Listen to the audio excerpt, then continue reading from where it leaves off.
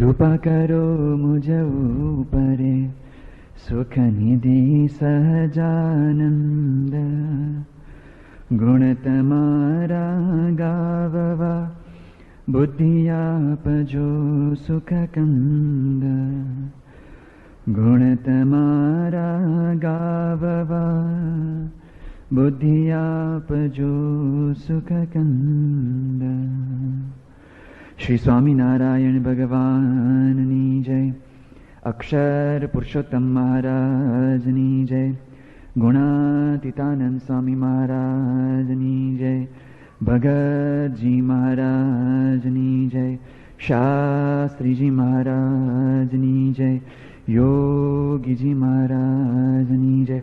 गुरु हरि प्रमुख स्वामी महाराजनी जय। दिल्ली अक्षरधाम महोत्सवनी जय जय जय। आखी दुनियाना पैसा भेगा આપણે કરીએ તો પણ જે વસ્તુ ના મળે એ વસ્તુ આપણે મળી ગઈ છે ગુણાતીત સત્પુરુષ મોક્ષનું દ્વાર માટે પૈસાથી પણ અધિક આ પ્રાપ્તિ આપને થઈ છે. આપણે પૈસામાં સમજીએ છીએ એટલે પૈસાની રીતે આપણે વાત કરી. ગઈકાલે આપણે જોયું કે સ્વામીશ્રી આપણું દ્રવિણમ છે, આપણા માટે ધન સમાન છે. ધનથી શું શું થાય? 4 વસ્તુ આપણે જોઈ લઈ. પ્રથમ તો સ્વામીશ્રીના યોગમાં આવવાથી આપણો વ્યવહાર પણ સુધરે છે. એ પણ કેટલાક આપણે સ્થૂળ દ્રષ્ટાંતો જોયા. બીજું, પૈસાથી કામ થાય છે તો સ્વામીશ્રીના નામથી પણ કેટલાયના કામ થઈ ગયા છે, એ પણ આપણે જોયું. ત્રીજું, પૈસા હોય આપની કેફ રહે, દારિદ્ર્ય મટી ગયું આપણું. સ્વામીશ્રીના યોગમાં આવવાથી આપણા જીવનમાં પણ કેફ વધે છે, દારિદ્ર્ય ટળી ગયું. દારિદ્ર્ય એટલે કંગાલપણું, રોદરા રડવાના, કેફ આવી ગયો. અને છેલ્લે પૈસા હોય તો આપણે સલામતી અનુભવાય છે. સાચી સલામતી આવા સત્પુરુષના યોગમાં આવવાથી આપને મળે છે. આપણો વાંકો વાર નહીં થાય એવી આપને હિંમત રહે છે. સ્વામીશ્રી આપણું સાચું ધન છે. મફતમાં મળી ગયા છે ને, સમજાવતું નથી. ઇંગ્લિશમાં કહેવાય છે, no amount of money can buy what is free. સાદી ભાષામાં બોલે છે પણ બહુ હકીકત છે.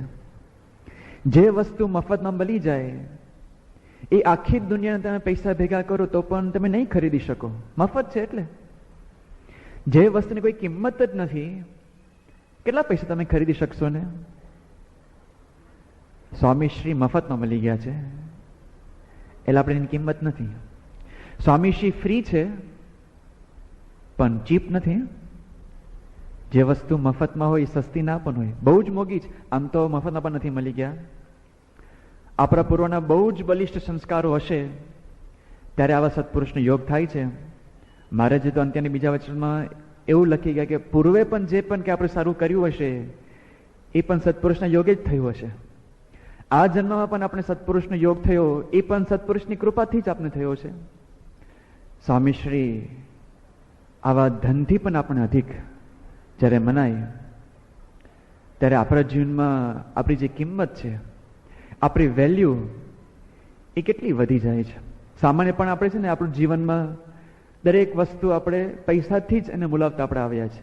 કોઈને આપણે ગાડી જોઈ, ઓહ જોઈ 7 લાખની ગાડી આવે છે, નવી ઘડિયાળ જોઈ, આ મોબાઈલ જોયો નવો, 10,000 રૂપિયાનો મોડલ છે. આપણે મનમાં તરત પૈસા જ આપણે સૂજે છે, કારણ કે પૈસાથી જ આપણે વ્યવહાર કરીએ છીએ ને બધો. ફાધર વોલેસને એક આપણે પ્રસંગ કીધેલો. ફાધર વોલેસ આપણે જાણીએ છીએ ખ્રિસ્તી પાદરી હતા, જી છે. ભારતમાં આવીને ધર્મ પ્રચાર કરવા માટે પોતે ગુજરાતી શીખ્યા. આપણા માટે કદાચ ગૌરવ લેવા જેવી બાબત છે કે ગુજરાતમાં ગુજરાતી ના હોવા છતાં, સ્પેનિશ હતા છતાં પણ ગુજરાતમાં આવીને એવું ગુજરાતી શીખ્યા, સાહિત્યકાર પોતે બન્યા, ઇનામ પ્રાપ્ત કર્યું એમને. એવા સરસ પોતે ચિંતનાત્મક બધા નિબંધો લખતા થઈ ગયા. એમને એક નાનો પ્રસંગ ટાંક્યો છે. એકવાર એમના એક વિદ્યાર્થીને પૂછ્યું કે બેટા તારું ઘર કેટલું દૂર અહીંયાથી? વિદ્યાર્થીને પ્રશ્ન શું પૂછે કે તારું ઘર અહીંયાથી કેટલું દૂર? અંતર પૂછે છે. અંતરનો જવાબ કિલોમીટરમાં અપાય, કદાચ કંઈક કલાકમાં અપાય કે 1 કલાક દૂર, 2 કલાક દૂર. વિદ્યાર્થી કેવો જવાબ આપે છે કે સાહેબ 2.5 રૂપિયાની ટિકિટ. મારું ઘર અહીંથી 2.5 રૂપિયાની ટિકિટ દૂર છે. પૈસા, દરેકે દરેક બાબતને આપણે પૈસાથી મૂલવવા માંગીએ છીએ. યાદ રાખજો, જીવન એ પૈસાથી કંઈ મૂલવવાની બાબત નથી. જીવન પૈસાથી ઘણું અધિક છે. Don't measure your worth by money. તમારી કિંમત પૈસાથી નથી, પૈસાની કિંમત તમારીથી છે. આગળ પણ આપણે વાત કરી હતી, કરોડોપતિ માણસ હોય, અબજોપતિ માણસ હોય, અને જેના ઘરમાં એક નવો પૈસો પણ ના હોય, ત્યારે બે મરી જાય છે, રાખ થાય છે. ત્યારે રાખમાં એ ઢગલામાં કઈ વજનમાં ફેર નથી પડતો. પૈસાની કિંમત અંતતઃ એ કંઈ આપણા જીવનમાં કામમાં નથી આવતી. આપણું જીવન મૂલ્યાંકન પૈસાથી પણ અધિક વસ્તુથી છે. ઇંગ્લિશમાં બીજી એક સારી કહેવત છે, તમારું મૂલ્યાંકન શેનાથી થાય છે? The real measure of wealth is how much you would be worth if you lost all your money. તમારી સાચી કિંમત શું? તમારી સાચી વેલ્યુ શું? તમારી સમૃદ્ધિનો આંક શું? કે જ્યારે તમારા જીવનમાંથી બધા જ પૈસા તમે ગુમાવી બેસો, પછી તમારી જે કિંમત વધે એ તમારી સાચી સમૃદ્ધિ. સમૃદ્ધિ અને ધનવાન બનવું એ બી જુદી બાબત છે. અબજોપતિ પણ દરિદ્ર હોઈ શકે, કંગાલ હોઈ શકે, અને સાવ બેહાલ માણસ પણ પોતે સમૃદ્ધ હોઈ શકે અંતરથી. આપણે પણ એવા ધનવાન આપણે બન્યા છે. આપણી જીવનની જે સાચી મૂલવણી આવા સત્પુરુષથી થઈ શકે છે. આપણે સ્વામીશ્રી મળ્યા, આપણે અબજોપતિ ને અબજોપતિ બની ગયા. ડોક્ટર સ્વામી ઘણી વાર મજાકમાં કહે છે કે કોણ બનેગા કરોડપતિની તો ક્યાં વાત છે, કરોડપતિની તો ક્યાં વાત છે. હવે ડોક્ટર સ્વામી બહુ કેફમાં આવીને બોલ્યા હતા, આપણે તો બ્રહ્માંડોપતિ આપણે બન્યા છે. એવા સાક્ષાત અક્ષર સ્વરૂપના મેરે પ્રાપ્તિ થઈ છે. માટે આપણે એ કેફથી, એ સલામતીથી એ કામ આપણું થઈ રહ્યું છે. સ્વામીશ્રી આપણા માટે કહે છે દ્રવિણમ ત્વમેવ. સ્વામીશ્રી આપણા સાચા ધન છે, આપણો ખજાનો છે, બહુ મજાનો છે. એ બરાબર આપણે લૂંટી શકીએ અને એના આધારે આપણે જીવમાં સાચી સલામતી, આપણી સાચી કિંમત આપણે આંકી શકીએ. એ મહારાજ સ્વામીને આપણે પ્રાર્થના કરીએ છીએ. આગળની વાત આપણે સમજીએ. હવે ધીમે ધીમે આપણે પૂર્ણાવતી તરફ વધી રહ્યા છે. ત્વમેવ શરમ આવે એ પહેલા એક નાની વાત આપણે સમજી લઈએ. આ શ્લોકમાં સંબોધન આવે છે મમ દેવ દેવ. હે મારા દેવના દેવ, તમે જ મારા માતા છો, તમે જ મારા પિતા છો, તમે જ મારા બંધુ છો, તમે જ મારા સખા છો, તમે જ મારા વિદ્યા છો, તમે જ મારા ધન છો. એ મમ દેવ દેવનું જે સંબોધન છે ને,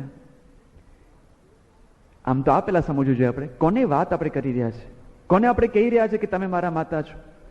દેવ દેવ, ભગવાનના પણ ભગવાન. એનો અર્થ એમ થયો કે ભગવાન માટે તો વાત છે જ નહીં. હવે ભગવાન માટે જો આ શ્લોક હોત તો દેવ દેવ કહેવાની શું જરૂર હતી? ભગવાન ગૌણ નથી થતા. પણ કોના માટે આ સાક્ષાત જે ભગવાન હોય, એનું સ્વરૂપ હોય, ભગવાનથી પણ અધિક એવા કોઈ કોણ હશે? તો ભગવાન જે કે છે કે જેની ચરણ રજ હું માથે ચડાવું છું, જે મને અખંડ ધારી રહ્યા છે, જેને દુખાવતા હું પણ બીવું છું, એ મારા સાક્ષાત સ્વરૂપને પામનારા એવા ગુણાતી સત્પુરુષ છે. ગુજરાતમાં સંસ્કૃતમાં આપણે ગાઈએ છીએ ગુરુર બ્રહ્મ ગુરુર વિષ્ણુ ગુરુ દેવો મહેશ્વર ગુરુ સાક્ષાત પરમ બ્રહ્મ તસ્મે શ્રી ગુરુવે નમઃ. એવા ગુરુને નમું છું કે જે સાક્ષાત પરબ્રહ્મ સ્વરૂપ છે. દેવ દેવા, આ જ સાબિતી કે આ શ્લોક એ ભગવાન માટે નથી, એવા ગુરુ માટે છે. ગુરુ સાક્ષાત પરબ્રહ્મ છે. અહીંયા પણ કીધું દેવ દેવ છે. આ બેનો આપણે જયારે તોડ મેળવીએ છીએ ત્યારે ખબર પડે છે કે આપણા માટે તો એવા દેવના દેવ પણ સાક્ષાત સત્પુરુષ છે.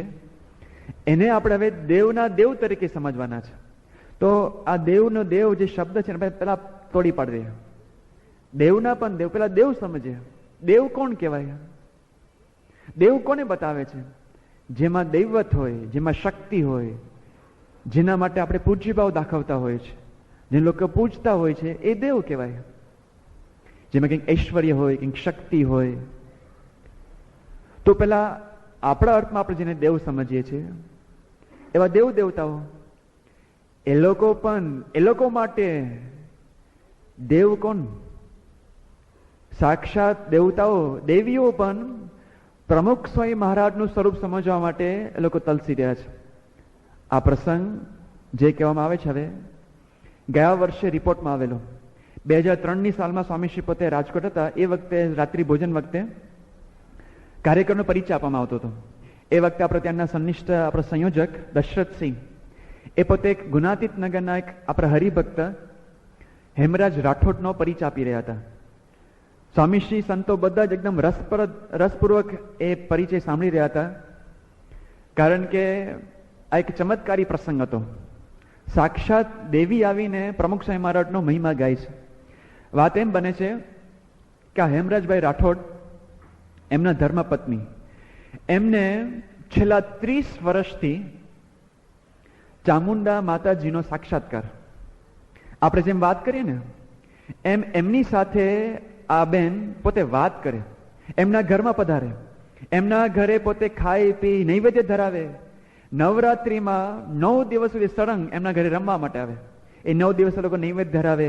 એમના આશીર્વાદથી, એમના બળથી, એમના પ્રતાપથી, આ બેનના કહેવાથી લોકોના ઘરમાં દીકરા દીકરી થતા.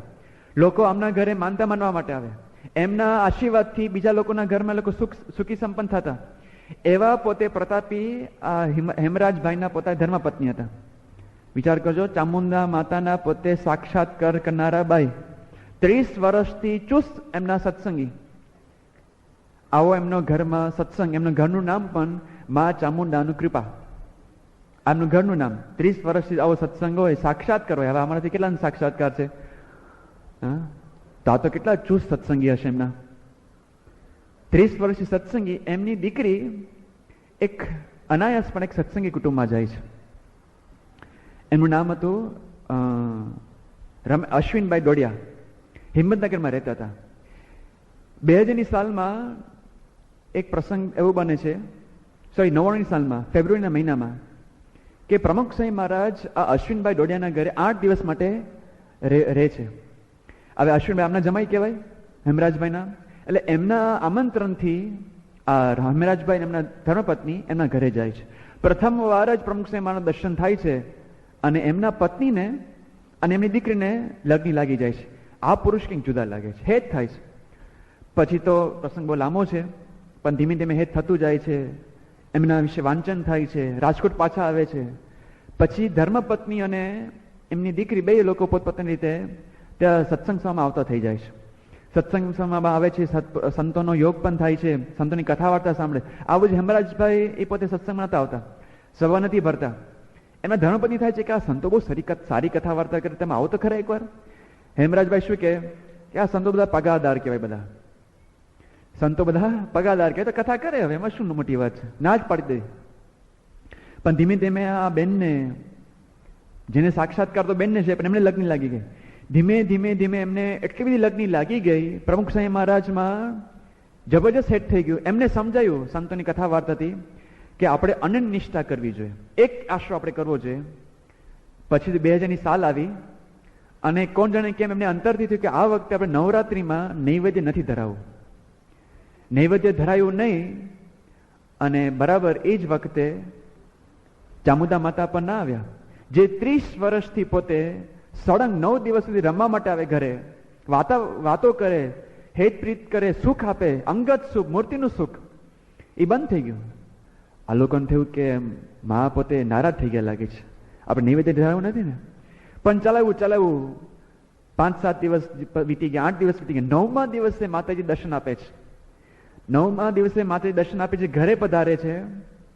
અને આ એમના બેન, એમના ધર્મપત્ની, એ બેન પોતે માફી માગે છે, માં તમે નારાજ થઈ ગયા છો, અમે નૈવેદ્ય નથી ધરાવ્યું, પણ હવે કે હું સમજુ છું. માતાજી સામે આવીને કહે છે કે હું તમને સાચી વાત સમજાવવા આવ્યું છું. આજે સાચી વાત તમારે એટલી સમજવાની છે કે જે ગયા વર્ષથી તમે પ્રમુખ સમાજ દર્શન કરેલા ને, ત્યાં તમારા જમાઈને ત્યાં હિંમતનગરમાં, એવું ના સમજે કે તમે એકલા હતા. એ વખતે પણ તારામાં પ્રવેશ કરીને મેં પ્રમુખ સમાજ દર્શન કરેલા, ત્યારથી હું કૃતાર્થ થઈ ગયું છું. એ બેનને કહે છે પ્રમુખ સ્વામીના સંબંધમાં તમારો ઉદ્ધાર તો થઈ ગયો છે, પણ તમારા સંબંધથી પ્રમુખ સ્વામીના સંબંધથી મારો ઉદ્ધાર થઈ ગયો છે, મારી મુક્તિ થઈ ગઈ છે. હવે આજથી તમારે મને ક્યારે નૈવેદ્ય ધરાવવું નહીં. આવા ભગવાન સ્વામિનારાયણ પૂર્ણ પુરુષોત્તમ નારાયણ તમને પ્રાપ્ત થયા છે, ગુનાથી સત્પુરુષ પ્રાપ્ત થયા છે. એમના આશ્રમમાં બધું જ આવી ગયું. હવે તમારે એમની એક નિષ્ઠા પાકી રાખજો. આજે તમારી છેલ્લા મુલાકાત આપણી થઈ ગઈ. હવે જય સ્વામિનારાયણ. આ માતાજી એમને છેલ્લા દર્શન આપે છે. ત્યાર પછી સંતોને એમને ઘરે પધરામણી પણ થાય છે. એમને સહર્ષ સંતોને માતાજીનું આખું જે ઘર મંદિર હોય એ પણ ભેટ ધરી દે છે. એમના ઘરે એક નિષ્ઠા, ચોખ્ખી નિષ્ઠા થઈ જાય છે. એમનું ઘરનું નામ પણ એમણે બદલી નાખ્યું છે. માં ચામુંડાની કૃપાની બદલે પ્રમુખ આવાસ એ પણ કરી નાખ્યું. એમના ઘરે પછી પ્રશ્ન એવો બને છે, એમના ઘરમાં દેશકાળ બધા જ વિપરીત થઈ જાય છે. આ હિમરાજભાઈના ઘરમાં એમને શરીરમાં પણ કસર જણાય છે, બીમાર પડી જાય છે, ધંધો મંદ પડી જાય છે. આજુબાજુ કેનાડાવાદ આવી ગયા, તમે તો ભલા માણસ સાક્ષાત્કાર હતો, આ માતાજીની તમે સેવા કરતા હતા, એમના તમારા આશીર્વાદથી બીજા ઘરે દીકરા આવે, એમ તમારા આશીર્વાદથી બીજા લોકો ઘરે સુખી સંપન્ન થાય, તમારા ઘરમાં જ આવું બન્યું, શા માટે તમે આવું કરો છો? કેફથી નિધરક પણ એ લોકો કહેતા હતા કે માતાએ જ અમને કીધેલું, પ્રમુખ સ્વામીની ઓળખાણ કરાવી છે, એમના જ આશીર્વાદ તમને પ્રમુખ સ્વામી યોગ થયો છે. હવે અમે નિષ્ઠા નહીં બદલે, જે થવાનું થશે. પ્રમુખ સ્વામી મારી નિષ્ઠા અમને પાકી થઈ ગઈ છે. અમાને એવું બોલ્યા લોકો, અમને સર્વસ્વ પ્રાપ્ત થયું છે, મોક્ષનું દ્વાર મળી ગયું છે. આવા દેવતાઓ પણ પ્રમુખ સ્વામી મહારાજની ઓળખાણ કરાવે છે, કે છે દેવના દેવ તો આ છે, આ દેવના દેવ આપણે પ્રાપ્ત થયા છે. 84ની સાલમાં સ્વામીશ્રી જન્મ જયંતિ ત્યાં હિંમતનગર થઈ હતી, સોરી મહેસાણા થઈ હતી. એ વખતે સ્વામીશ્રીનો ઉતારો મહેન્દ્રભાઈ સુખડિયાને ત્યાં હતો. એ મહેન્દ્રભાઈ સુખડિયા પોતે સત્સંગી નહોતા, ચુસ્ત શ્રીનાથજીના ભક્ત ઉપાસક, અને વર્ષોથી ત્યાં દર મહિને પૂનમ ત્યાં ભરે, દર મહિને ચાલીને જાય. શ્રીનાથજી પોતે રાજસ્થાનમાં આવ્યું, મહેસાણાથી પોતે ચાલીને કષ્ટ વેઠીને ત્યાં એ શ્રીનાથજી પોતે જાય. અને એ ખાસ કરીને કાર્તિક મહિનામાં જે પૂનમ આવે ત્યાં તો ઘણી બધી ભીડ હોય, છતાં પણ એકલા મોટા શેઠિયા છે, પોતે કરોડપતિ માણસ, ત્યાં જાય. અને કાર્તિકી પૂનમના જે શ્રીનાથજીના દર્શન થાય, એ દર્શન આખું વર્ષ પોતે સંભાળે.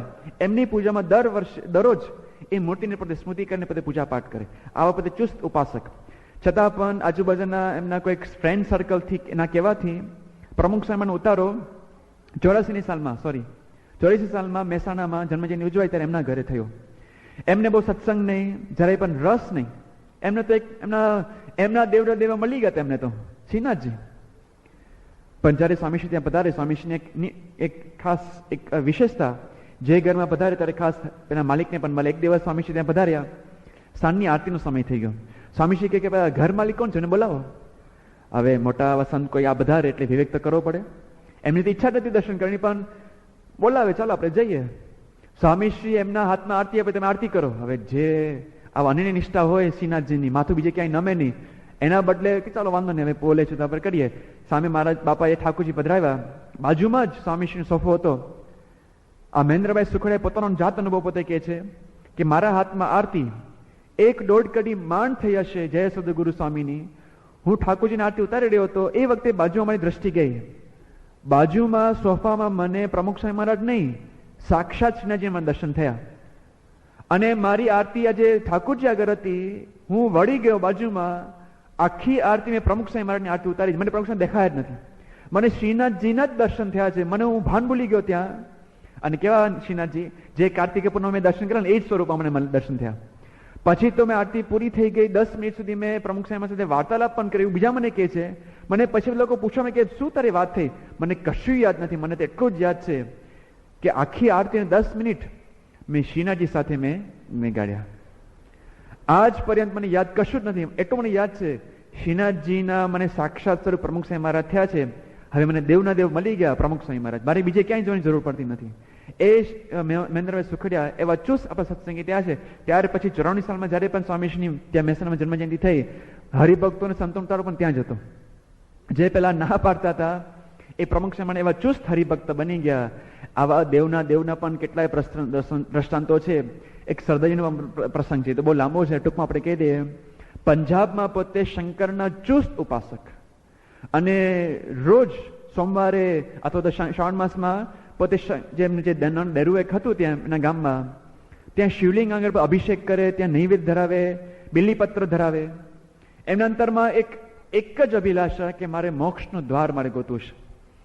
ભગવાન એકવાર એમણે ખરેખર રાજી થયા. શંકર સાક્ષાત દર્શન દે છે એમને, સરદારજીને, પોતે પંજાબમાં રહેનારા, કે તું માંગ, તને શું જોઈએ છે આજે તારા માટે ખરેખર રાજી થયું, શુદ્ધ ભાવથી મારી વર્ષોથી સેવા કરી રહ્યો છે, તું માંગ, તારે શું જોઈએ છે. સરદારજી પોતે ખરેખર મુમુક્ષુ છે, કીધું કે મારે કશું જોઈતું નથી, બસ મારે આત્યંતિક કલ્યાણ કરે એવા મારે ગુરુનું ભેટો મને કરી આપો. શંકર ભગવાન કહે છે કે આ સાક્ષાત ગુરુ, સાક્ષાત કલ્યાણ, આત્યંતિક કલ્યાણ તો મારા હાથમાં નથી. તું ગરડા જા, ત્યાં પ્રમુખ સાંઈ મહારાજ નામના એક સાધુ હશે. હવે પંજાબમાં નેનાડો માણસ, એને ગરડા શું ખબર પડે કે ગુજરાતમાં કંઈક આ સ્થાન છે, એ ખબર પડી. એ ફરતો એ સૌરાષ્ટ્રમાં આવે છે, ખબર પડી કે આ કાઠિયાવાડમાં છે, ગરડામાં આવે છે, ગરડા સીમમાં આવે છે, અને પ્રમુખ સ્વામી મહારાજનો ત્યાં ભેટો થાય છે. વાતો બહુ લાંબી છે, પણ પ્રમુખ સ્વામી મહારાજનામાં એમને શંકર ભગવાનના દર્શન ફરી થયા. પ્રતીતિ થઈ કે આ જ મારો મોક્ષનું દ્વાર છે. અને પછી આજીવન વર્ષો સુધી ગરડામાં પોતે રહ્યા, એક આજીવન સેવક તરીકે ત્યાં બહાર પર સુતા હતા. જૂના સંતો કે જમીનમાં દર્શન કરેલા, અને એવી રીતે એક આજીવન સેવક તરીકે ત્યાં રહ્યા. 84-85 સાલમાં જ પોતે ધામમાં ગયા. પણ છેદ સુધી પ્રમુખ સ્વામીની પાકી નિષ્ઠા થઈ ગઈ. પ્રતીતિ કે આ મારો મોક્ષનું દ્વાર છે. શંકર ભગવાન કયો, શ્રીનાથજી કયો, કે કોઈ ચામુંડ્ય માતા કહો, દરેકે દરેક જે સાચા મુમુક્ષુ છે અહીંયા આવે જ છે. કોઈ પણ જે સાચા મુમુક્ષુ હોય એને પ્રમુખ સ્વામી મહારાજને ભેટો થયા વગર રહેવાતું જ નથી. આપણા માટે દેવના દેવ છે. બીજી રીતે દેવનો આપણે અર્થ સમજીએ. દેવતા આપણે સાક્ષાત દેવતા આપણે સમજ્યા, પણ આ તો થોડો કંઈક છાસવાસ અનુભવ થતા હોય. એવા સાચા મુમુક્ષુ પણ ક્યાં છે કે પોતાના દેવના રીતે પોતે ઉપાસના કરતા હોય. પણ જુદી રીતે આપણે દેવ સમજીએ. દેવ એટલે જેમાં દૈવત હોય, જેમાં શક્તિ હોય, જેમાં વિશેષ કંઈક આવડત હોય. આ લોકના દેવતા આપણા માટે કોણ કહેવાય? જે બહુ જ બુદ્ધિશાળી હોય, આ લોકમાં જે બહુ પ્રતિષ્ઠિત વ્યક્તિ હોય. એ દેવતાઓ પણ જયારે સ્વામીશ્રીના યોગમાં આવે છે, એ લોકો પણ કે છે કે પ્રમુખ સ્વામી મહારાજમાં અમને સાક્ષાત્કાર ભગવાનની અનુભૂતિ થાય છે. એક શ્રીકાંત જીચકર નામના બહુ જ મોટા એક હસ્તી સ્વામીશ્રીના યોગમાં આવ્યા. એમનો પહેલા આપણે પરિચય મેળવીએ. આ શ્રીકાંત જીચકર પોતે કોણ છે? એ મહારાષ્ટ્રના એક વખતના જનરલ એડમિનિસ્ટ્રેશનના પ્રધાન થઈ ગયા. એ જ સાથે પોતે કેટલી બધી પોસ્ટ બજાવતા હતા. જનરલ એડમિનિસ્ટ્રેશનના પ્રધાન, માહિતી અને જનસંપર્કના ખાતાના પણ પ્રધાન, ઉર્જા ખાતાના પ્રધાન, નાણાં ખાતાના પ્રધાન અને પ્રોટોકોલ ખાતાના પ્રધાન. એક સાથે આટલા બધા જ ખાતા પોતે સંભાળતા હતા, 5 ખાતા. અને પોતાના નામે 20 ડિગ્રી. કેવી ડિગ્રી? પાછી પોતે MBBS થયેલા, MBBS કરતા પણ પોતે MD થયેલા, પોતે DDM થયેલા, MBA થયેલા, બેચલર ઓફ જર્નલિઝમ પોતે થયેલા, LLM થયેલા, ઇન્ટરનેશનલ લોમાં LLM, પછી MA, પોલિટિક્સમાં અને એડમિનિસ્ટ્રેશનમાં MA થયેલા, સોશિયોલોજીમાં MA, સંસ્કૃતમાં MA, ઇકોનોમિક્સમાં MA અને હિસ્ટ્રીમાં MA. પછી પોતે તો એક્સ IPS ઓફિસર થયા, IS ઓફિસર પણ થયા, PhD થયા, ડીલીટ થયા, સંસ્કૃતમાં ડીલીટ થયા.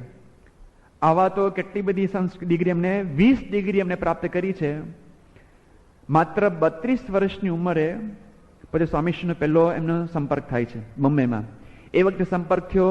બીજી વાર એમને 97માં સંપર્ક થયો. અને પાછા ખાલી વિદ્વાન છે એટલું જ નહીં, પોતે સંસ્કારી છે.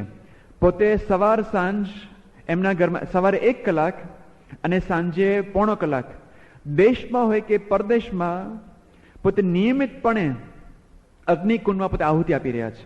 સંસ્કારી છે, વેદ સુધી પહોંચેલા છે, આ આપણી વૈદિક પરંપરામાં પોતે જાણકાર છે. પોતે અગ્નિકુંડમાં પોતે આહુતિ આપી રહ્યા છે.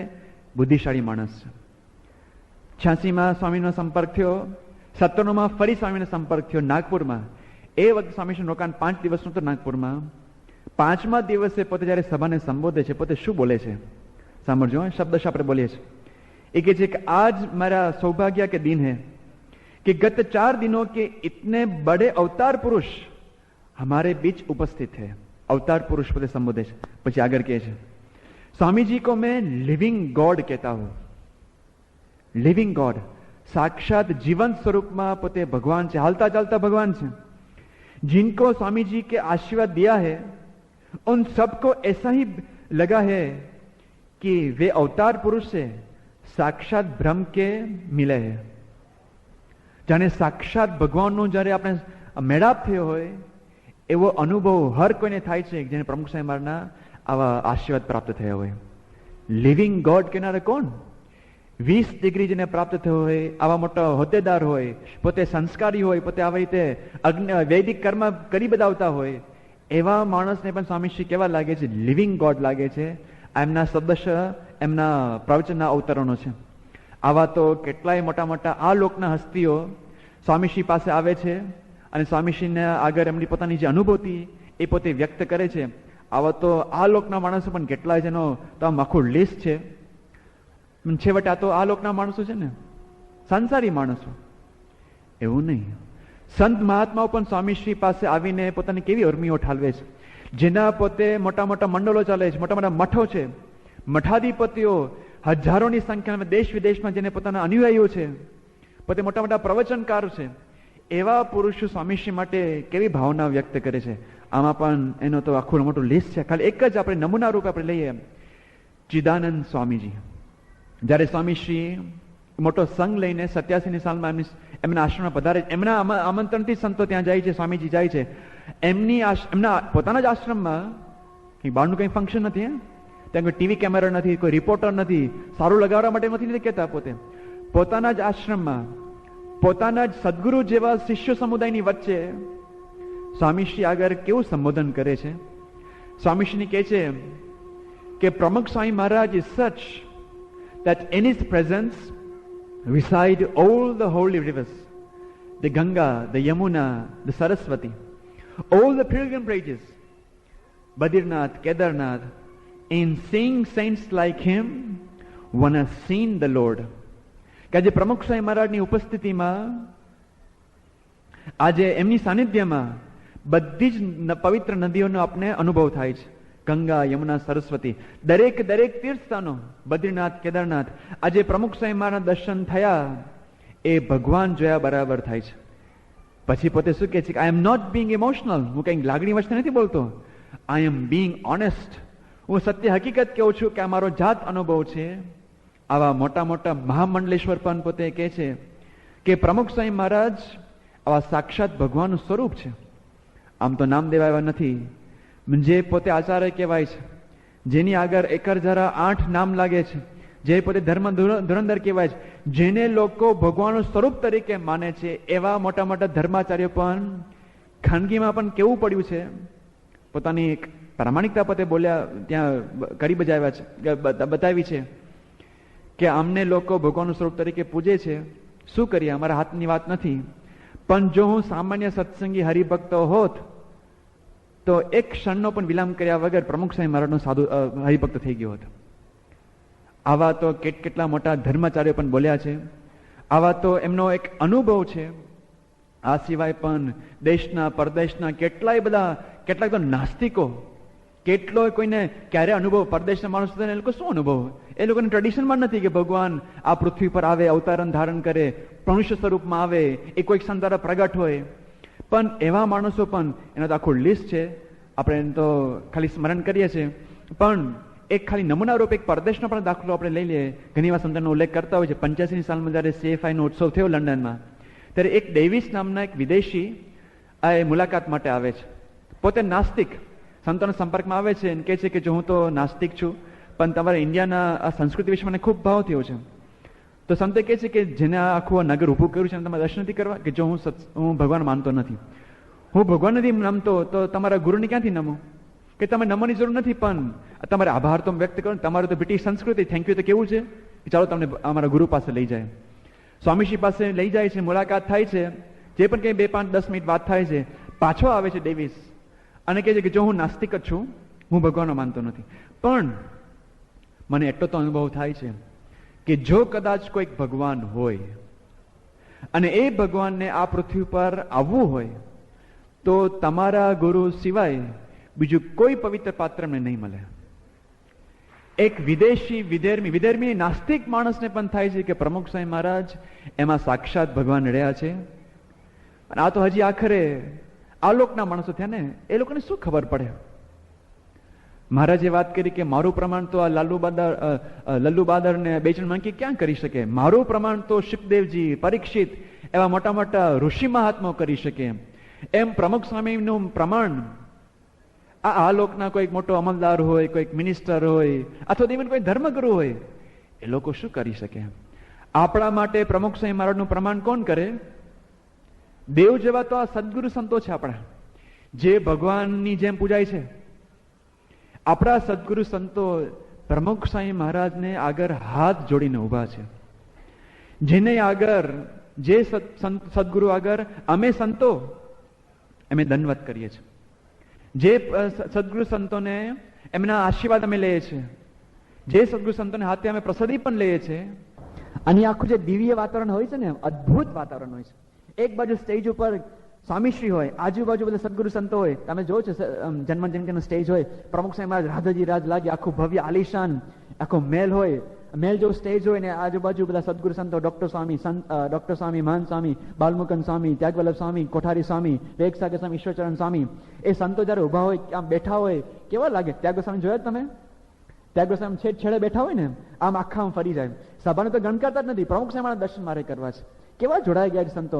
98 સાલમાં જયારે ત્યાં વિદ્યાનગરમાં સભા સંત શિબિર થઈ, એ વખતે ઈશ્વરચંદ સ્વામી આમ વાતમાં બોલી ગયા હતા.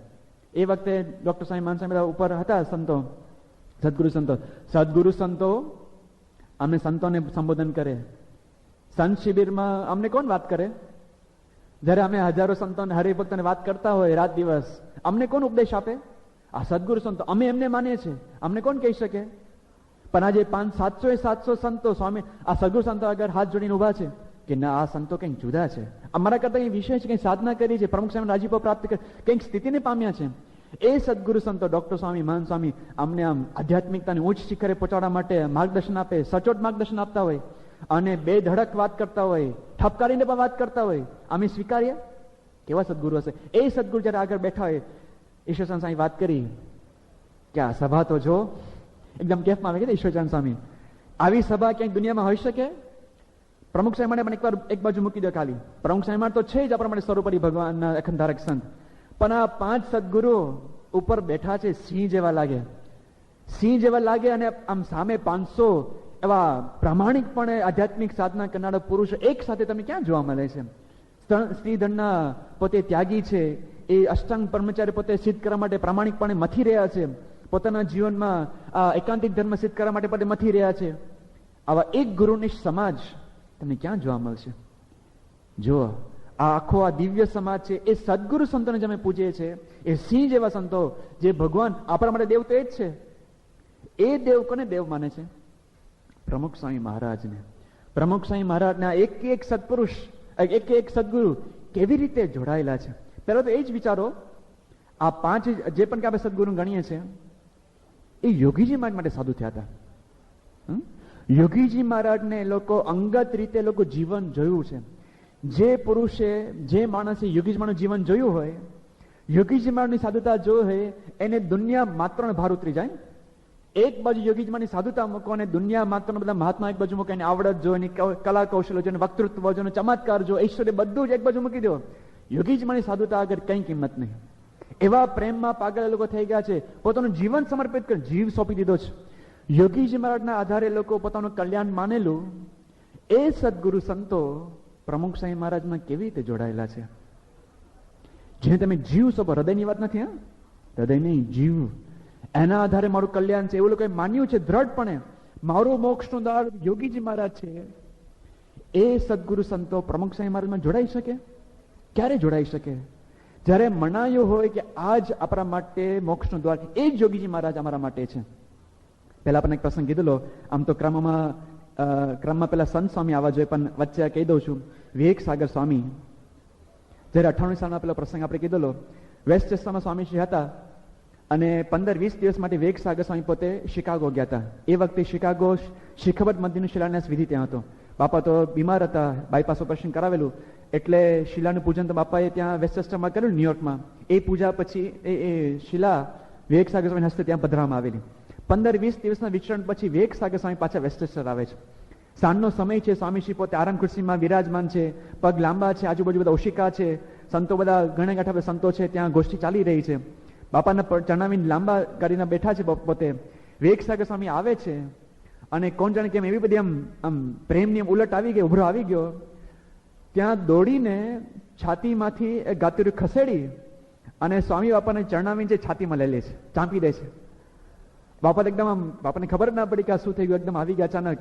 બાપા એકદમ ગડગડા થઈ ગયા કે આવો આવો, પોતે ચરણાવીને ખેંચી દીધા. આવો મોટા સદગુરુ સંતને આપણે કહી દે છાતીમાં ચરણાવીને આપે. પછી વિવેક સાગર હસતા હસતા કહી દે કે મહારાજ આવી રીતે ચરણાવીને આપતા હશે ને? બાપા હસતા હસતા કે હા આવી રીતે જ. પ્રસંગ આટલો જ છે. પણ વિવેક સાગર સ્વામી કોણ છે? ઇન્ટેલેક્ચ્યુઅલ છે, એમનો બુદ્ધિનો કોને પરિચય નથી.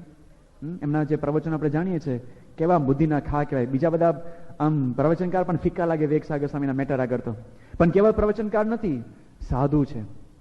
30 વર્ષથી પોતે પ્રમુખ સ્વામી મહારાજની સાથે ફરનારા છે. 30 વર્ષ એક ને એક વ્યક્તિ સાથે તમે એનું સંપૂર્ણ જીવન જોયું.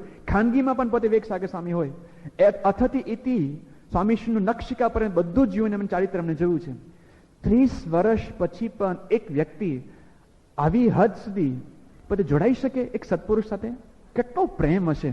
આ પ્રેમ છે, આ ભક્તિ છે, ગુરુ ભક્તિ. જે પોતે ઇન્ટેલેક્ચ્યુઅલ છે, યોગીજી મહારાજ માટે સાધુ થયેલા, એ 30 વર્ષથી પ્રમુખ સ્વામીના ગુણગાન ગાય છે. કેવા ગુણગાન ગાય છે! લોકો તો આમ થઈ જાય. ઘણા મોટા ધર્મગુરુઓ કે છે વિવેક સાગર સ્વામી જેવા મને ખાલી 2 સાધુ આપો ને, 2 સાધુ, 500-700 સાધુ નથી જોતા મને, વિવેક સાગર સ્વામી જેવા મને 2 સાધુ આપો, પછી જો મારું કામ કેવું થાય છે. ક્યાંથી મળે? પણ એવા ગુરુ હોય તો એવા શિષ્ય મળે ને. ગુરુ ભક્તિ ક્યારે થાય? એવા ગુરુ સામે હોય ત્યારે. વિવેક સાગર સ્વામીને પૂછવામાં આવ્યું, અમે ત્યાં સારંગપુરમાં વાડીમાં એક સંત સભા હતી, વિવેક સાગર સ્વામી સાથે પ્રશ્નોત્તરી થતી હતી. વિવેક સાગરને 2 પ્રશ્ન પૂછ્યા, મને બહુ યાદ રહી ગયા હતા. પહેલા એક પ્રશ્ન એવો પૂછ્યો કે તમે 25 વર્ષ બાપા સાથે ફરો છો, છતાં પણ એટલા જ ઉત્સવ વોકિંગમાં આવી જાઓ, પૂજામાં આવી જાઓ, અમે દર્શન કરવા માટે હાજર થઈ જાઓ છો, બાપા જમતા હોય, મુંડન કરતા હોય, વાતો કરતા હોય, એટલા જ હાજર શું કામ? તમે તો રાત દિવસ તમે સાથે જ ફરો છો, જ્યાં અમે ના હોય છે તમે ત્યાં પહોંચી શકો છો. તો આવા જનરલમાં પછી જે જાહેરમાં જે લાભ લેવાના પ્રમાણે હું તો બાપાની રૂમમાં દર્શન કરી લઈશ, એવું નહીં, જાહેરમાં પણ હાજર ને હાજર. વિવેક સાગર સ્વામી કે કેટલું મનાયું છે કે ક્યારેક એક એવી સ્મૃતિ બાપા આપી દે, બસ એમાંથી જિંદગી પાર પડી જશું અમે. એક લટકું, એક દ્રષ્ટિ, એક સ્માઇલ, એનાથી અમે જીવન પાર પાડી જશું. વિવેક સાગર સ્વામી બોલે છે કે એ દ્રષ્ટિ ક્યારે મળી જાય, એ સ્માઇલ ક્યારે મળી જાય, કંઈ કહેવાય નહીં, એટલે હાજર જ રહેવું પડે ને. પછી કહે છે, પછી પૂછે છે પ્રશ્ન સંત કે તમે આટલા જોર શોરથી પ્રમુખ સ્વામી મહારાજ આમ કૂદી કૂદીને તમે મહિમા કેવો છો, કેવા આમ વિચારથી તમે શું આપી દીધું પ્રમુખ સ્વામી મહારાજે? વિવેક સાગર સ્વામી એટલું જ કહે છે, મને એટલું મનાયું છે કે જીવનો મોક્ષ એ સાચા સત્પુરુષ થકી જ છે, અને એ સાચા સત્પુરુષ પ્રમુખ સ્વામી મહારાજ છે. મને જીવમાં દ્રઢ સમજાઈ ગયું છે, એટલા માટે મહિમા કહેવાય છે. કેવો મહિમા કહે છે પ્રમુખ સ્વામી મહારાજનો! પ્રમુખ સ્વામી મહારાજ ઝીલી શકે? એમની હાજરીમાં આવા સદગુરુ સંતો મહિમા જે ગાય છે, પ્રમુખ સ્વામી મહારાજ ઝીલી શકે ને એવા એમના જ ગુણગાન આવા ગાઈ શકાય એવા સદગુરુ સંતો છે. વિવેક સાગર સ્વામીની વાત કરીએ આપણે, સંત સ્વામીની વાત આપણે કરી લઈએ, સંત સ્વામીનું સ્મરણ આપણે કરીએ. સંત સ્વામી એકવાર એક પ્રવચન એવું બોલેલા, શબ્દશનું અવતરણ છે, પોતે બોલે છે 4 વેદ, ઉપનિષદ, મહાભારત, ગીતા, ભાગવત, કુરાન, બાઇબલ વગેરે શાસ્ત્રો વાંચીને, એક એક શબ્દ વિચારજો, વાંચીને, વિચારીને, સમજીને આપણે એ જ સમજવાનું છે કે પૂર્વે જે રામકૃષ્ણ આદિક અવતારો થયા, ઈસુ ખ્રિસ્ત થયા, મોહમ્મદ પૈગંબર થયા, એવા જે પણ કઈ અવતારો પ્રગટ્યા છે તે સર્વે તથા સાક્ષાત પરબ્રહ્મ પૂર્ણ પુરુષોત્તમ નારાયણ અને ગુણાત્યાન સ્વામી, ભગતજી મહારાજ, શાસ્ત્રી મહારાજ, યોગીજી મહારાજ, એ સર્વે આજે પ્રમુખ સ્વામી મહારાજ દ્વારા આપણે સાક્ષાત પ્રગટ મળ્યા છે. આ સંત સ્વામી જે કહે છે કે મેં શાસ્ત્રી મહારાજના જ વખતમાં મારી સિદ્ધિ એકાંતિક ધર્મ સિદ્ધ કરી લીધો છે, શાસ્ત્રી મહારાજ વખતના પોતે સિદ્ધ પુરુષ છે, યોગીજી મહારાજ પણ સાથે રહ્યા છે, એ પોતે આગળ કહે છે પ્રમુખ સ્વામી મહારાજ એ ગુણાતીત છે, દિવ્ય મૂર્તિ છે, ચૈતન્ય મૂર્તિ છે, ધામની મૂર્તિ છે, એમાં એ સાકરનું નાળિયેર છે, તેમાં દેહભાવ નથી, ત્યાગ ભાગ નથી, તેમાં માયિક ભાવ નથી, એમાં દિવ્ય ભાવ દ્રઢ કરીને ત્યાદ્યજકપણાની નિષ્ઠા આપણે દ્રઢ કરવાની છે. છેલ્લે તો એવું કે છે ગુણાતીત સ્વામી એ આપણા માટે ક્યાં પરોક્ષ, એ પરોક્ષ નથી, પ્રમુખ સ્વામી જ બેઠા છે ને, અક્ષરધામના પુરુષ છે, એ અહીં આવ્યા છે, તેની આંગળી પકડી લેવાની છે, તો વગર દાખલે અક્ષરધામમાં જ બેઠા છે. છૂટી ગયા તો ડબ્બો રખડી પડશે, માટે આ સત્પુરુષ સાથે આંકડો બરાબર ભેરવી દેવો તો છેલ્લો જન્મ. સત્પુરુષ થકી જેને સિદ્ધિ કરી છે, સ્થિતિ પામી શક્યા છે, એ આપણે બતાવે છે. સત્પુરુષ સાથે તમે જોડાણ કરી લો, એના થકી તમારું કલ્યાણ. છેલ્લો જન્મ આ સંસાઈ બતાવે છે કે આવી રીતે તમારે તમારું જીવનું કલ્યાણ કરો. આ દેવના દેવ એ સત્પુરુષ આપણે બતાવે છે. કોઠારી સ્વામીની વાત આપણે કરીએ. બ્રહ્મોપનિષદમાં પોતાનો પ્રસંગ પોતે ટાંકે છે. પહેલા તો એવું કહે છે, યોગીજી મહારાજના સંપર્કમાં આવ્યા, એમને એવું થઈ ગયું હતું કે યોગીજી મહારાજ જે યુવાનોને આકર્ષી શકે છે, દિલ જીતી લઈ શકે છે, આ કાર્ય આખા બ્રહ્માંડમાં યોગીજી મહારાજ સિવાય કોઈ ના કરી શકે. એમને દ્રઢપણે લખ્યું છે બ્રહ્મોપનિષદમાં કે જે કાર્ય યોગીજી મહારાજે કર્યું છે એ કાર્ય આ બ્રહ્માંડમાં બીજું કોઈ ના કરી શકે.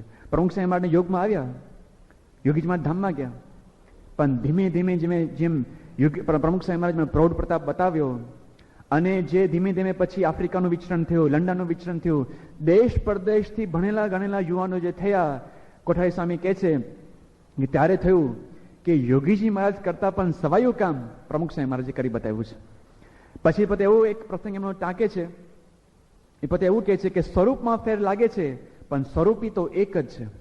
આપણે યોગીજી મહારાજનું જે ખોખું અને પ્રમુખ સ્વામીનું ખોખું જુદું લખાય છે, પણ અંતરમાં તો પ્રમુખ મહારાજ જ પોતે કામ કરી રહ્યા છે, એ મારી દ્રઢ પ્રતીતિનો અનુભવ છે, એ પોતે લખે છે. પ્રમુખ સ્વામી મહારાજમાં રહીને મહારાજ જ કામ કરે છે, એ મારી દ્રઢ પ્રતીતિ છે. આ લેખિતમાં કોઠારી સ્વામી પોતે લખે છે. પછી તો પોતાનો પ્રસંગ એવો ટાંકે છે કે 74ની સાલમાં જ્યારે યોગીજી માટે આજ્ઞાથી એમને પીએચડી શરૂ કરેલી, એ મહાનિબંધ પોતે સ્વામીશ્રીના હયાતીમાં જે પૂર્ણ થયો, યોગી જયંતિ વખતે પોતે ગોંડલ આવે છે, અને એ ત્યાં અક્ષદરીમાં પોતે પોતાનો મહાનિબંધ પોતે ધરવાના છે, પ્રમુખ સાહેબના આશીર્વાદ લેવા માટે આવે છે. એ વખતે પ્રમુખ સાહેબ મહારાજ શાસ્ત્રી મહારાજના પ્રસાદીના ખંડમાં ઓરડામાં ત્યાં પ્રદક્ષિણા કરવા માટે આવે છે. એ વખતે કોઠારી સ્વામીથી રહેવાતું નથી. પોતે કહે છે કે સ્વામી, યોગીજીમાં જ અમને કોલ આપેલો કે તમને એકાંતિક ધર્મ સિદ્ધ કરાવશું. યોગીજીમાં તો ધામમાં જતા રહ્યા, એ કોણનું શું? એ વખતે પ્રમુખ સ્વામી મહારાજે ત્યાં પલંગ ઉપરથી શાસ્ત્રી મહારાજના પ્રસાદના પલંગમાંથી ગુલાબ લીધું અને કોઠારી સ્વામીના હાથમાં મૂક્યું અને કીધું, એકદમ દ્રઢતાપૂર્વક કીધું કે યોગીજી મહારાજનો કોલ અમે પૂરો કરશું.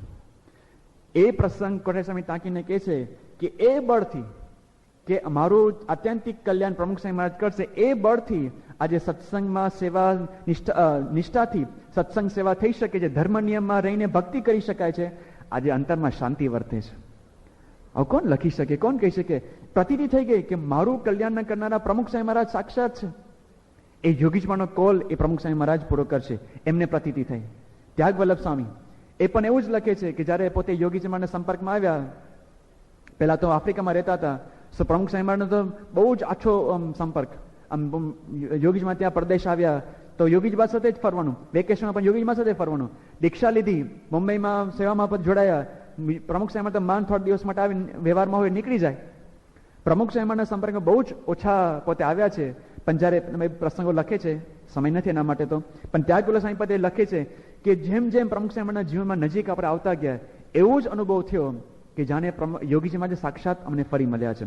છેલ્લે પોતે કેવું કહે છે કે પ્રતીતિ થતા મને અંતરમાં ખૂબ આનંદ વર્તે છે, ખૂબ આનંદ વર્તે છે, અને એટલી બધી તૃપ્તિ થઈ ગઈ છે કે સ્વામીશ્રી મને લાયકાત કરતા, મારા દાખલા કરતા મને ગજા ઉપરાંતનું આપી દીધું છે.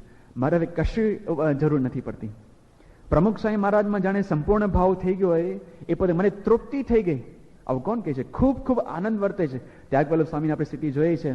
પ્રમુખ સ્વામી મહારાજ આનંદ પ્રમાણ આપે છે કોઠારી સ્વામી માટે. ત્યાગ સ્વામી 100% સોનું છે, 100% સોનું, સાધુતાની મૂર્તિ, આવા બધા જે પ્રમાણો પ્રમુખ સ્વામી મહારાજ આવા સદગુરુ સંતો માટે આપતા હોય, એ સદગુરુ સંતો પોતે કહે છે કે પ્રમુખ સ્વામી મહારાજની પ્રાપ્તિથી અમે પૂર્ણ કામ બની ગયા છે. બાલમુકુંદ સ્વામીને પણ પોતે પ્રસંગ કહે છે કે મેં કાનો કાન સાંભળેલું શાસ્ત્રી મહારાજ થકી કે યોગી તે હું ને યુગ તે યોગી. બાલમુકુંદ સ્વામી પોતે કહે છે મેં કાનો કાન શાસ્ત્રી મહારાજ પાસે સાંભળેલું કે યોગીજી મહારાજનું સ્વરૂપ છું, યોગીજી સાસરીમાં ધામમાં ગયા, યોગીજીમાં જ આવ્યા, હેતપીત કર્યા, એમાં જીવ જોડી દીધો. યોગીજીમાં થકી પણ મેં પ્રમુખ સ્વામી મહારાજનો મહિમા સાંભળેલો. પછી પોતે કહે છે કે યોગી બાપાની જે અમિત દ્રષ્ટિ હતી એવી ને એવી જ અમિત દ્રષ્ટિ મને સ્વામી બાપામાં અનુભવાય છે. હવે એમ જ થાય છે કે એમની આજ્ઞામાં રહીને આયુષ્ય પૂરું કરવું છે, એમાં એમને જ અનુસરવું છે, એમાં જ માલ છે.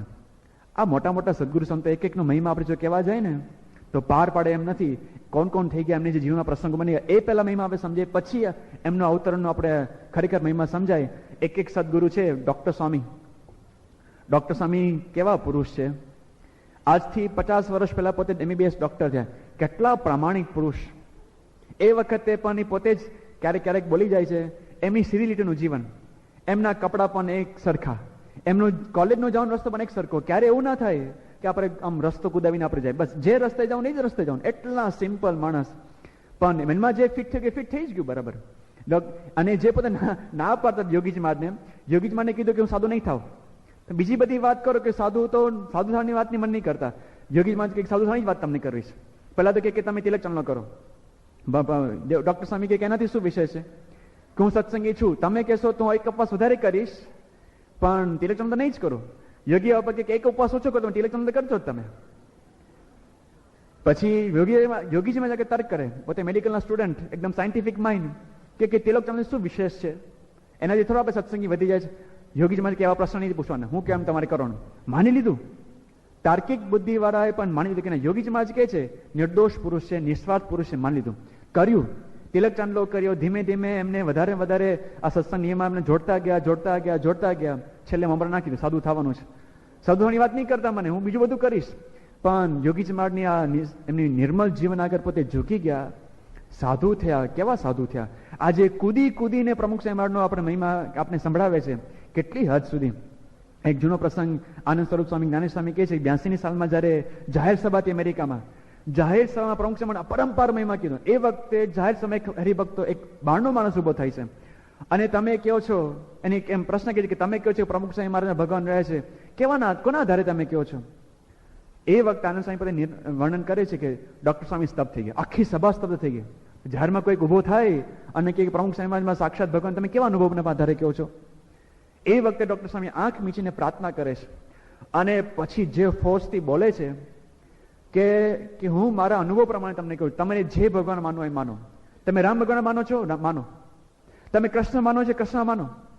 તમે અંબા માતા માનો છો, અંબા માતા માનો. તમારે ઈસુ ખ્રિસ્ત માનો છો, એને માનો. તમારે જે ભગવાન માનો એ માનો. પણ તમારા ભગવાન તમે જેને પૂછો કે આજે હું કોના દ્વારા પ્રગટ છું, તમારા ભગવાન, જો તમે સાચી દિલથી પ્રાર્થના કરી હશે, તમારા ભગવાન કહેશે કે હું પ્રમુખ સ્વામી મહારાજનો પ્રગટ છું. આવી જાહેર સભા પોતે વાત કરી શકે છે. આવા તો કેટલા એમના દ્રષ્ટાંતો છે કે આમ જાહેરમાં જે વાત કરી હોય, પોતે મોટા મોટા આચાર્યને કહી દીધું છે. નવા આચાર્ય થયો એમને કીધું હોય કે પ્રમુખ સ્વામીની મૂર્તિ આપી છે, પ્રમુખ સ્વામીની કંઠી આપી છે, અને કીધું હોય કે તારે આચાર્ય તરીકે ટકવું હોય તો પ્રમુખ સ્વામીનું નામ ભજન કરજે તું. ડોક્ટર સ્વામીએ રાષ્ટ્રપતિ સુધી પણ કેવડાવ્યું છે કે તમારે જો સફળ થવું હોય માતા પિતાને પગે લાગજો અને સ્વામીની માળા તમે કરજો. આવા નિષ્ઠાવાન પુરુષ, એક એમના જો આપણે કલંક ના કાઢી શકીએ એવા પુરુષ આમ કૂદીને એકવાર છે ને મહંત સ્વામી ડોક્ટર સ્વામી વિદ્યાનગરમાં ભેગા થઈ ગયા, વિદ્યાનગર છાત્રાલયમાં. અને આમ તો ભેગા ના થાય, ડોક્ટર સ્વામી જતા હતા, મહંત સ્વામી આવ્યા અને ડોક્ટર સ્વામી એવી આમ ઉછળી બાપાને મહિમા કીધો ને. ડોક્ટર સ્વામીનું પ્રવચન પૂરું થયું અને મહંત સ્વામી આગળ માઇક ગોઠવાતો હતો. એ વખતે મહંત સ્વામીએ ડોક્ટર સ્વામીનું ગાતરું ઊંચું કર્યું. જાહેરમાં ડોક્ટર સ્વામી આ શું કરે છે મહંત સ્વામી? મહંત સ્વામી કીધું પછી માઇકમાં, હું જોઉં છું કે આ ફોર્સ ક્યાંથી આવે છે. આ ડોક્ટર સ્વામી કે નાભીમાંથી બોલે છે. આ સાક્ષાત્કારનો અનુભવ છે. ડોક્ટર સ્વામીના જે બધા અનુભવ છે એ બોલી શકે છે જાહેરમાં. આ મોટા મોટા જન્મદિન ઉત્સવ હોય, લાઈવ ટેલિકાસ્ટમાં બધું બોલે. આપણે ના જોયું શિકાગો હિસ્ટનમાં કે પ્રમુખ સ્વામી મારો નાટો મહિમા કોણ ગાઈ શકે? ડોક્ટર સ્વામી ગાઈ શકે. એમને મનાવ્યું છે કે મારું કલ્યાણ પ્રમુખ સ્વામી મહારાજ થકી છે. છેલ્લે આપણે મહંત સ્વામી ઉપર આવ્યા. મહંત સ્વામીના જીવામી નિરખારે ચોથો ભાગ જેને વાંચ્યું એને ખબર પડશે કેવી રીતે જોડાયા છે. મહંત સ્વામી કોણ છે? પરિચય આપવાની જરૂર છે. એમને પૂર્વાશ્રમ તમે જીવન જો, પોતે જ લખે છે જીવામી નિરખારેમાં. એમને પોતે સત્સંગમાં કોઈ એવો રસ નહીં. ઘરેથી તો બધા ચુસ્ત શાસ્ત્રી માર્ગના પ્રભાવમાં જ આવી ગયા હતા, સત્સંગી. પણ પોતે જબલપુરમાં ભણતા હતા. આઉટ ઓફ ગુજરાત ક્રિશ્ચિયન સ્કૂલમાં, કોન્વેન્ટ સ્કૂલમાં, ઇંગ્લિશ મીડિયમમાં જ ભણતા હતા, પાદરીઓ નીચે ભણ્યા, એમની અસરમાં સંપૂર્ણ રીતે આવી ગયા હતા. એમના મનમાં તો ભારત માટે કોઈ અસ્મિતા નહીં, હિન્દુત્વ માટે કોઈ અસ્મિતા નહીં, કોઈ ગૌરવ નહીં, મંકી ગોડ ને એલિફન્ટ ગોડ એવી રીતે જાણતા હતા. એના પાદરીઓ થકી એમને ભારતમાંથી કોઈ અસ્મિતા મળી નથી. સાધુ મૂર્તિઓનું પણ ખંડન થાય, શાસ્ત્રોનું ખંડન થાય, સાધુ સંતોની પણ મશ્કરી થાય. એવા પોતે તદ્દન આધુનિક નાસ્તિક માણસ પોતે જ લખે છે. એમના જીવનમાં એક આનંદ સ્વામી પ્રસંગ કીધેલો, બાઇબલની પરીક્ષામાં મહંત સ્વામીને 100 માંથી 87% આવેલા. ખબર તમને? પહેલો નંબર આવેલો બાઇબલની પરીક્ષામાં. એટલું જ નહીં, એમના પાદરીએ ઓફર કરેલી એક કે તમે પાદરી બની જાઓ, અમારે પ્રચારક બની જાઓ. એ વખતે આજે લગભગ 60 વર્ષની 55 વર્ષની સાલની વાત છે. એમને કીધું તમે પ્રચારક બની જાઓ અમારા ખ્રિસ્તી ધર્મના, તમને મહિનાના 3000 રૂપિયા પગાર આપશું ને તમારે પોતાની ગાડી આપશું. વિચાર કરો, આજથી 50 વર્ષ પહેલાની વાત છે. એમને કીધું કે હું નાસ્તિક છું, મને ધર્મમાં રસ જ નથી. આવા પુરુષ એ યોગી સમાજમાંથી જોડાઈ શકે? એમને બ્રહ્મોપનિષદમાં એક વાક્ય ટાંક્યું છે, બહુ સામાન્ય વાક્ય છે કે 51-52 સાલમાં યોગી સમાજના સંપર્કમાં આવ્યા પછી સમજાઈ ગયું કે યોગી સમાજ બહુ જ મોટા સાધુ છે, ભગવાનના અખંડ ધારક સંત છે અને જીવનની સાર્થકતા એમને રાજી કરવામાં છે. આ દ્રઢ સમજાઈ ગયું. દ્રઢ સમજાઈ ગયું એટલે પૂરું થઈ ગયું જીવન. આ પુરુષને રાજી કરવાના છે, એ દ્રઢતા થઈ ગઈ, કન્વિક્શન પૂરું. ગઈકાલે વાત ના કરી, ઓટોમેટિક બધું થાય, હવા લેવી પડે, પછી વિચારવું પડે. આ દ્રઢતા થઈ ગઈ. યોગીજી મહારાજ ભગવાનના અખંડ ધારક સંત છે, જીવનનું સાર્થક્ય એમને રાજી કરવામાં છે. જે પુરુષ આ યોગીજી મહારાજના પ્રેમમાં પાગલ થઈ ગયા હોય, જેના માટે પોતાનું જીવન કુરબાન કરે, એમના થકી જીવ સોંપી દીધો હોય, હૃદયને જીવ સોંપી દીધો હોય, મનાઈ ગયું કે મારું કલ્યાણ આ પુરુષ થકી જ છે. આખી જિંદગી બધું જ આમ ઠોકર મારીને, માતા પિતા, પોતાની ભવિષ્યની કારકિર્દી, આકાંક્ષા, મહત્વાકાંક્ષા બધું જ લાત મારીને યોગીજી મહારાજના એક વચનથી 5 ઉપવાસ કરી શકે, આમ ધૂળમાં સૂઈ શકે, કાંકરા વીરી શકે, સંડાસ બાથરૂમ સાફ કરી શકે. કેટલું જ હેત થઈ ગયું હશે. પોતે જ કહે છે, 85ની સાલમાં જયારે એમને ઇન્ટરવ્યુ લેવામાં આવ્યો, વિડીયો ઇન્ટરવ્યુ છે, ડોક્યુમેન્ટેડ પ્રૂફ છે, આપણે બધા જોઈ શકીએ છીએ. પૂછવામાં આવ્યું, એમને પોતે કહે છે કે યોગીજી મહારાજમાં, પોતે બહુ નિખાલસપણે કહે છે કે યોગીજી મહારાજમાં તો હેત પ્રેમ થઈ ગયું હતું, કોઈ સમજણ નથી, બસ પ્રેમમાં ને પ્રેમમાં સાધુ થઈ ગયા અને પ્રેમમાં ને પ્રેમમાં વર્ષો વીતી ગયા. એ લાડકોડમાં વર્ષો વીતી ગયા, ખબર નથી, સમજણ જાજી નથી. પણ જયારે યોગીજી મહારાજ સૌધામ પધાર્યા ત્યારે થયું કે શૂન્ય આકાશ, ખલાસ, ખેલ પૂરો. આ મહંત સ્વામીના હાજીમાં આપણે શબ્દ બોલે છે, એના બેઠા શબ્દ છે, શૂન્યવકાશ, ખલાસ, ખેલ ખતમ. ત્યારે થયું કે હવે આપણું કોણ? પણ પ્રમુખ સ્વામી મહારાજના જીવન જોયું અને ધીમે ધીમે ધીમે જે હેત થતું ગયું, જરાય એવું લાગ્યું નથી કે યોગીજી મહારાજ કરતા ઓછો ભાવ થયો છે અમને. જેમાં નિરખારમાં એક પ્રસંગના પછી એક વાક્ય પોતે ટાંકે છે. એ પોતે કહે છે કે પ્રમુખ સ્વામીશ્રીના જીવનમાં, એમના બેઠા શબ્દ આપણે જોઈએ તો વધારે મજા આવશે. મહંત સ્વામી પોતે લખે છે કે પ્રમુખ સ્વામી મહારાજમાં સ્વામીશ્રીમાં મનુષ્ય ભાવ કોઈ દિવસ આવ્યો જ નથી. કેવું વાક્ય છે? પ્રમુખ સ્વામી મહારાજના જીવન, સ્વામીશ્રીમાં મનુષ્ય ભાવ કોઈ દિવસ આવ્યો જ નથી, એક ધારી પ્રીતિ ચાલી રહી છે. આ 1951 જયારે સાસરીમાં ધામમાં ગયા ત્યાર પછીના પ્રસંગની પછી આ પોતે ટાંકે છે. ત્યાર પછી એક ધારી પ્રીતિ ચાલી આવે છે. 54 વર્ષની પ્રીતિ પછી પોતે બોલે છે. 54 વર્ષની પ્રીતિ પછી પોતે આપણે સમજાવે છે કે આ પુરુષમાં તમે જોડાવાનું છે. પછી પોતે એવું લખે છે કે ભગવાનનું સ્વરૂપ પૃથ્વી ઉપર પ્રગટ છે, એવો અનુભવ મને સ્પષ્ટપણે થઈ રહ્યો છે. પ્રમુખ સ્વામી મહારાજના સમાગમમાં આવ્યા પછી પોતે કહે છે, ભગવાનનું સ્વરૂપ પૃથ્વી ઉપર પ્રગટ છે, એ અનુભવ મને સ્પષ્ટપણે થઈ રહ્યો છે. પછી પોતે કહે છે કે સાસરીમાં આજે પ્રમુખ સ્વામી દર્શન કરતા અંતે તો અતિ આનંદ થાય છે, નતમસ્તક થઈ જવાય છે, ગદગદિત થઈ જવાય છે, મનોમન બોલી જવાય છે કે વાહ સ્વામી વાહ, અમારે સાચે સાચ તમે જીવન પ્રાણ છો. આમના લેખિત શબ્દ છે, બ્રહ્મોપનિષદના બધા માટે વાંચવા માટે ત્યાં હાજર છે. એ કહે છે કે સ્વામી પાસેથી મારે શું જોઈએ છે એ પણ મને ખબર નથી, મને ખબર પડી નથી, પણ એ વસ્તુ મને મળી ગઈ એ પણ મને ખબર પડી નથી. બસ આજે અંતરે પૂર્ણ સંતોષ અને શાંતિ છે. આજે છો બડી વસ્તીમાં કોણ કહી શકે મને પૂર્ણ સંતોષ છે, શાંતિ છે? આવા સાક્ષાત ભગવાનની જેમ પૂજા એવા સદગુરુ સંતો છે. એ લોકો કહે છે કે આ પ્રમુખ સ્વામી મહારાજ એ અમારા પણ ભગવાન છે, એ દેવના દેવ એ છે. મહંત સ્વામીએ પોતે નાની વાત વચ્ચે કરી દીધી છે પોતે કહે છે કે શાસ્ત્રીજી મહારાજ ને યોગીજી મહારાજ એ પ્રમુખ સ્વામી માટે પ્રમાણ છે. આ પુરુષના વચનના આધારે અને પ્રમુખ સ્વામી મહારાજમાં સંપૂર્ણ વિશ્વાસ આવી ગયો છે. પોતે કહે છે કે શાસ્ત્રીજી મહારાજ અને યોગીજી મહારાજના વચનને આધારે આપણે મનાય છે કે આ પુરુષ એ હકીકતમાં દેવ છે. કેટલાક હવે ખાલી શાસ્ત્રીજી મહારાજ અને યોગીજી મહારાજના ટૂંકમાં આપણે વચનો સાંભળી લે આપને ખરેખર અનુભવ થશે. આપણે આગળ વાત કરી હતી કે લલ્લુ બાદર અને બેચન મંકીનો કોઈ પ્રમાણ લેવાનું ના હોય, આ દેવના પ્રમાણ લેવાના હોય.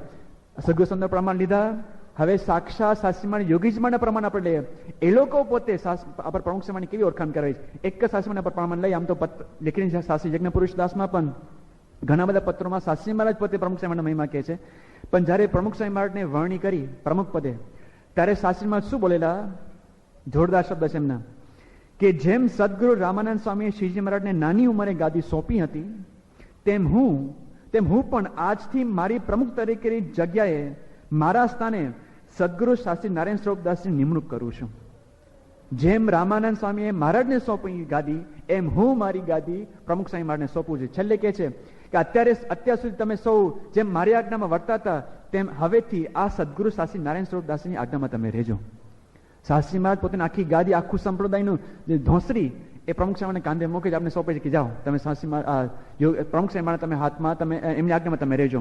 યોગીજી મહારાજ પણ કેવું બોલી ગયા છે કે પોતે કેવું બોલે? 64 સાલનો પ્રસંગ છે કે પ્રમુખ સ્વામી મહારાજના શબ્દ જેના કાને પડે તે બધાનું આધ્યાત્મિક કલ્યાણ થશે.